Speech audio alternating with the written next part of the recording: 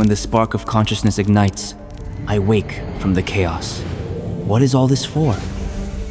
In the past 13 chapters, we ventured into the universe of thought to seek the glimmer of consciousness's birth. We have explored the veins of memory, trying to piece together that soul called self. When the journey reaches its end, a more fundamental question emerged. How does thought become action? How does passion set a body on fire? An idea, no matter how great, if it cannot move a single finger, will forever remain a phantom, imprisoned in the skull. A desire, no matter how burning, if it can't make the legs take that first step, is ultimately just a fleeting echo of nerve impulses. We have witnessed the lightning of thought. Now it is time to listen to the thunder of action emanating from the physical body. Welcome to our new series, A Brief History of Sports Science. This time, we will touch that scorching limit. We'll see how the body, driven by willpower, runs, leaps, and fights, repeatedly charging towards the high walls of physical energy. Now, take a deep breath. The race begins.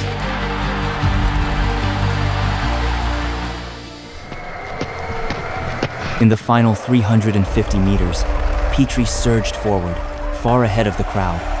The entire stadium had risen, ready to cheer for the champion. But his body betrayed him at that moment. He ran in the wrong direction. Then his knees buckled, and he fell heavily to the ground. But he quickly wobbled to his feet. He staggered a few more steps and collapsed again. In the final few hundred meters before the finish line, he fell and got up 5 times. That short stretch took him nearly 10 minutes. This was the marathon at the 1908 London Olympics. Sherlock Holmes author Arthur Conan Doyle witnessed it all. He wrote that he had reached the limits of human endurance. It was a contest between unwavering will and a completely broken body. Ultimately, with the referee's help, he was the first to cross the finish line, immediately collapsing unconscious. His grades were canceled because he received help. But what exactly happened inside him?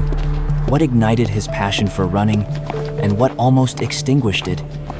300 years ago, people believed that Pheidippides, the ancient Greek messenger, collapsed and died after running the marathon, because he had exhausted some kind of life force. But after Lavoisier proved respiration and combustion with chilled guinea pigs, the chemical giant Liebig gave a different tragic answer: protein. He believes that muscle itself is fuel. The more intense the exercise, the more muscle is consumed.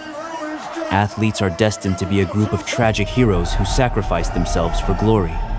Physiologists Fick and Willison-Nuss were highly skeptical. They decided to test it themselves. After consuming only carbohydrates and fats with almost no protein for several days, they set off for Mount Fur, which is over 2,000 meters above sea level. During the hours-long climb, they carefully collected their urine. The urinalysis results were a slap in the face to Liebig's theory. Their urine showed very little nitrogen, meaning the protein broken down was nowhere near enough to power their climb.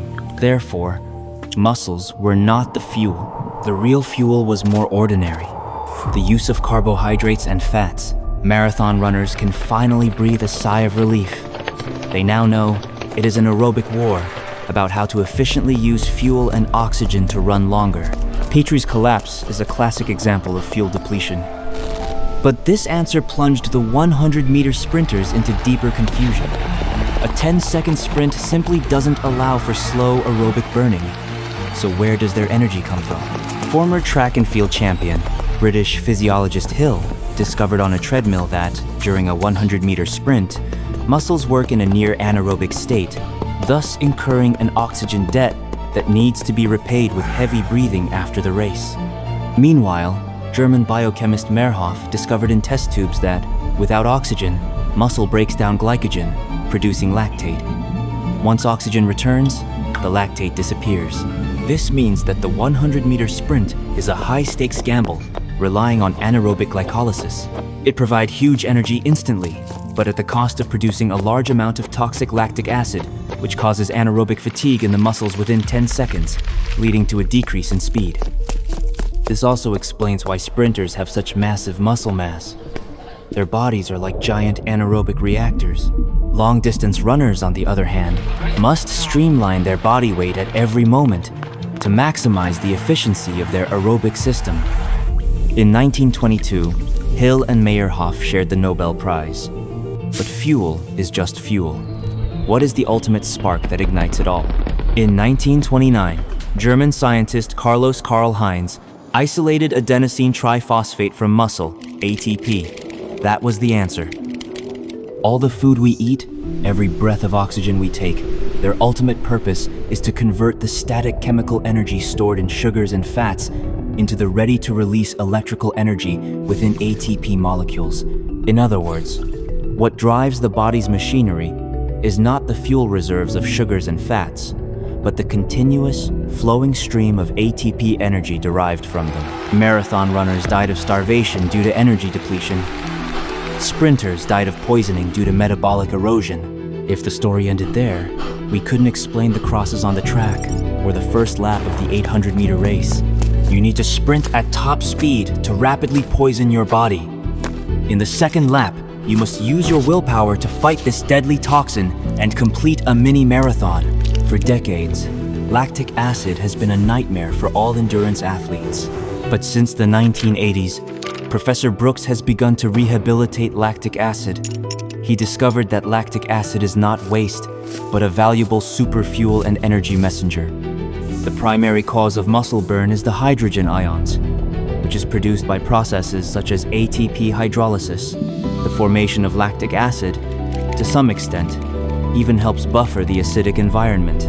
More importantly, it can be transported to other muscles, the heart, and even the brain via the lactic acid shuttle mechanism, where it's reused as high-quality fuel. This discovery directly led to the core concept of modern middle and long-distance running training, lactate threshold training. Athletes began to actively embrace lactate through high-intensity interval running, improving the body's efficiency in transporting and utilizing it.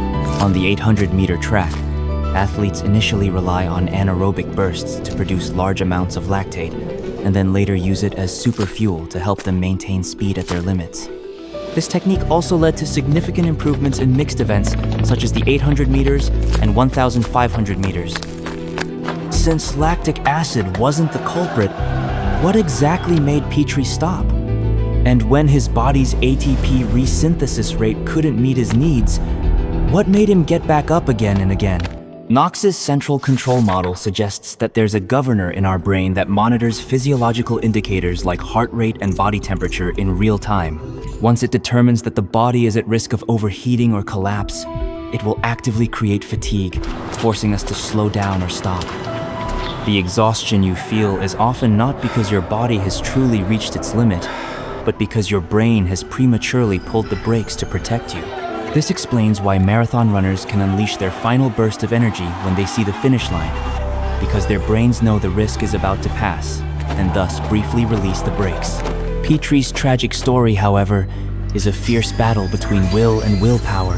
His desire for victory overwhelmed the brain's stop signal, forcibly exhausting his body's last potential, ultimately leading to a catastrophic collapse.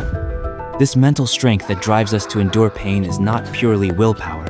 Scientists discovered that the brain releases endorphins and endocannabinoids, which are natural painkillers and stimulants, can even bring runners a sense of euphoria. Fortunately, scientific advancements allow us to precisely control these two flames of energy, aerobic and anaerobic exercise.